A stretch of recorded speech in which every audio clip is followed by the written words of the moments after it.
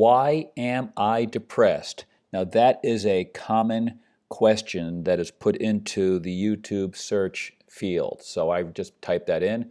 Why am I depressed?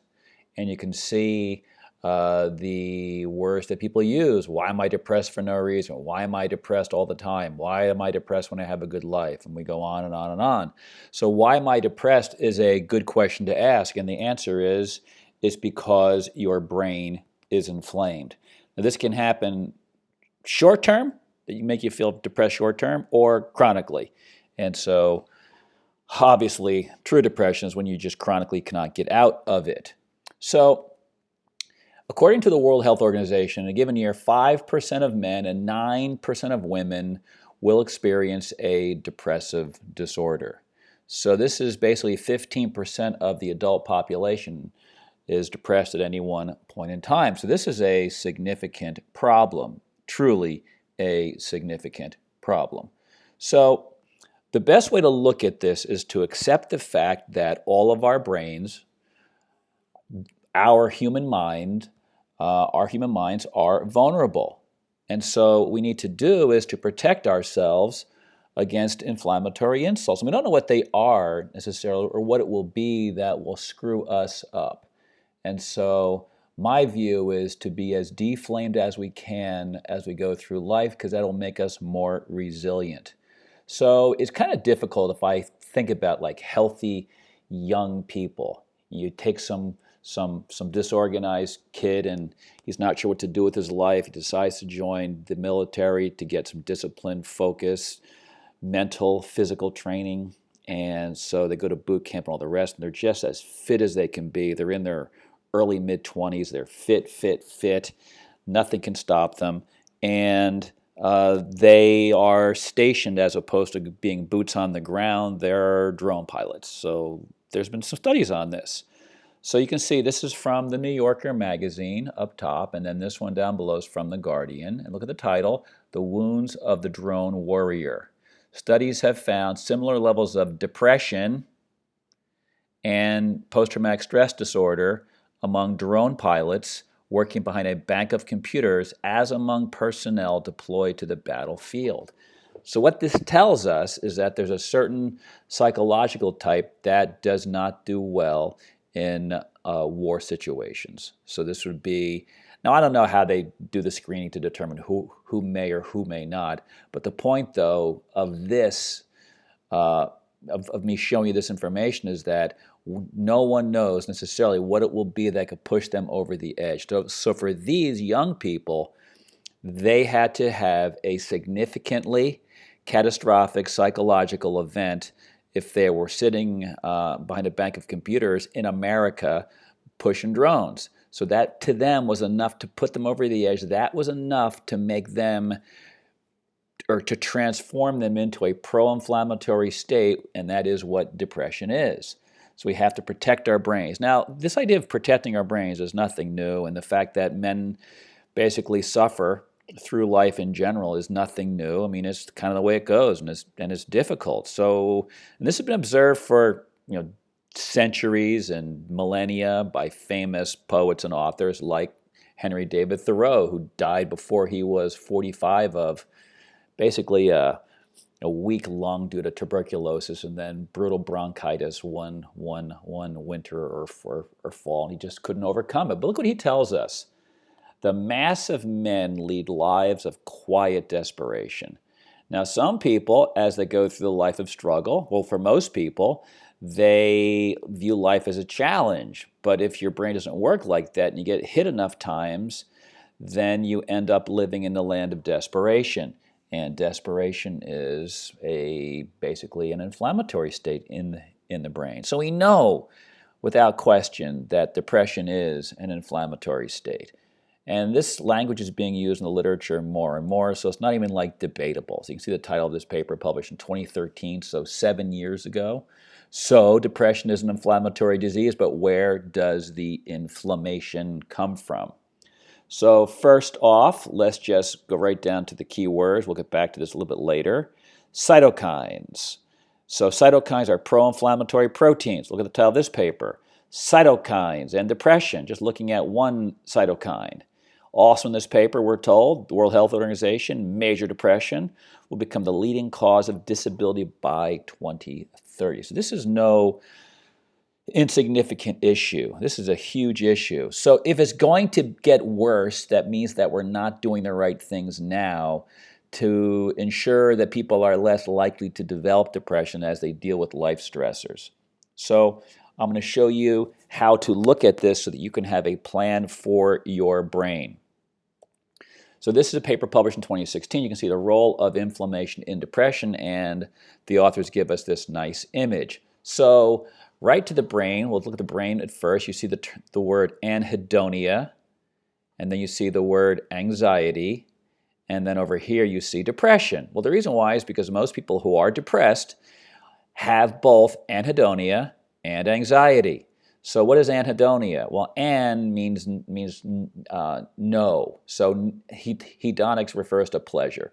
So this means no pleasure, no fun. You don't get enjoyment out of the things that you like. So what does anhedonia chemistry look like? Well, it looks like we see right here. We'll talk about that in a few more minutes. But what we can see, though, is pro-inflammatory cytokines lead to depressed levels of serotonin, dopamine, and norepinephrine. If you do not make enough serotonin, dopamine, norepinephrine, you will become anhedonic. That means that you will not be able to think about an activity that you enjoy and get interested in it. So like right now, I'm not traveling at the moment. It's a Sunday, and I'm pretty nice outside. Sky is blue, not a cloud in the sky. And I'm thinking I should head over to the golf course in a little while. So if I was anhedonic and I thought about that, I wouldn't get any internal motivation to go do it. So if I sit there and think about it and I can't go do it, then I'm not going to go do it. I'll just sit around and just be miserable. So anhedonia is part of depression. The other part is anxiety. And so this side of this image is giving us a general kind of view of this brain structures involved in anhedonia. And over here we can see the brain structures in red circles that are involved in anxiety. And there's, of course, overlap. So what is anxiety? Well, anxiety is also an inflammatory state. Look at this, the same pro-inflammatory chemicals for both anhedonia and anxiety. And so we call this depression. So let's take a closer look at this.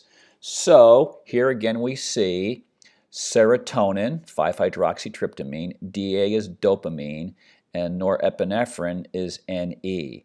So over here what we see is this thing called IDO. It's an enzyme. It's called indolamine dioxygenase. And what IDO does is it shunts tryptophan down the kynurenine pathway so that we make less dopamine. Now, a similar thing happens we make less serotonin. Similar thing happens for dopamine and norepinephrine, it's just not shown here. So, or at least the outcome is similar. So, the inflammatory cytokines, what they do is they take tryptophan and they shunt too much down this pro-inflammatory pathway, and you become deficient in serotonin and dopamine and norepinephrine. And so the outcome is you cannot get you can't feel happiness. You don't get that like rush to go do something that you once loved to do, and you sit there in this like anhedonic, unmotivated state. It's awful to be there because then it's very difficult to be motivated to really do anything, which is why people sit there and just get worse and worse and worse. Well, for anxiety, it's the same pro-inflammatory chemicals. And it's not just this, but this kind of gives you the difference where you saw before for anhedonia, it was less dopamine, serotonin, and norepinephrine, but for anxiety, it is too much of this excitatory amino acid or transmitter called glutamate. And so you can see massive amounts being released compared to too little of dopamine, serotonin, and norepinephrine being released. Both imbalances are caused by the same cytokines. And so to make it much more simple, this is a picture from my new book, The Dflame Diet to Stop Your Joints, Muscles, and Bones from Rotting. This is from the depression chapter that is shared with chronic pain. So we see, well, how do you get depression? Well, you start off with some mental, emotional stressors that are chronic, insufficient sleep that is chronic, sedentary living that is chronic, and live in a pro-inflammatory diet. So the combination of these four and other factors that I'll briefly show in a couple seconds create chronic inflammation, and I call this biologic rot chemistry. What's the outcome? Well, these cytokines, they reduce the production, the release, the utilization of serotonin, dopamine, and of course before norepinephrine. So this is the problem. So this is the focus too of what to fix. So you want to get your diet as deflamed as possible. Any activity is better than nothing. So you don't need to go buy new clothes and a gym and everything else. You can go out and walk. Just force yourself to go out and move and then gradually increase that. Do everything you can to improve your sleep and then manage the mental, emotional stressors that you can manage. So as you get better with sleep, you get better with activity, and you deflame yourself, the brain is better at handling mental, emotional stresses. We become more resilient. As I said before, multiple factors drive chronic inflammation. This is a video I just did the other day on February 16th. And you can see the title, Chronic Inflammation, How to Understand It Properly. In this video, I gave more examples of chronic flame drivers. You can see what they are. You can pause and you can look at it for yourself, if you will, if you wish, and then watch the video too. Share it with your friends. And so if we have all of these stressors going on, or enough of them to uptick inflammation so that it puts us into a depressed state, well, when that happens, antidepressant medications are less likely to be effective. And so that is why I wrote this, or I did this video, why antidepressant medications are ineffective. And we know why they're ineffective. It's because they cannot overcome the flame. You cannot overcome the big flame by just taking antidepressant medications alone. You may get some help, you may get a lot of help, you may get no help. And many people get no help at all. So what would be some of the lifestyle factors that you could address? Well, right down below here you see keywords. So a keyword is obviously depression, but then you can see inflammation, and then you can see cytokines, but then the factors that drive it: pro-inflammatory diet, obesity, sedentary living, smoking, vitamin D deficiency, dental disease, sleep loss.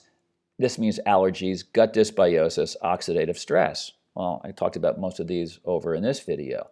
And the thing about this is that I came across all of these depression drivers on my own, and then I found this paper. I'm like, man, this is pretty common knowledge. And so here are the issues that that I tend to focus on: dealing with the chronic inflammation, cytokines, because that's what they are, and then looking at diabetes or a diet, obesity, vitamin D deficiency, free radical, oxidative stress, and that's what I talk about in these books, and as well as more. So the whole purpose of the Dflame approach is to turn the flame off. So this is the basic book that goes through all the dietary factors that I've come across. And this is weight loss, how to handle, because remember, obesity is a driver of depression. Diet, driver of depression. Vitamin D, obviously. So vitamin D is discussed in this book and in this book, as are free radicals. So if you want to get a handle on these multiple drivers of the flame, which then drives depression, you should consider picking up copies of these books.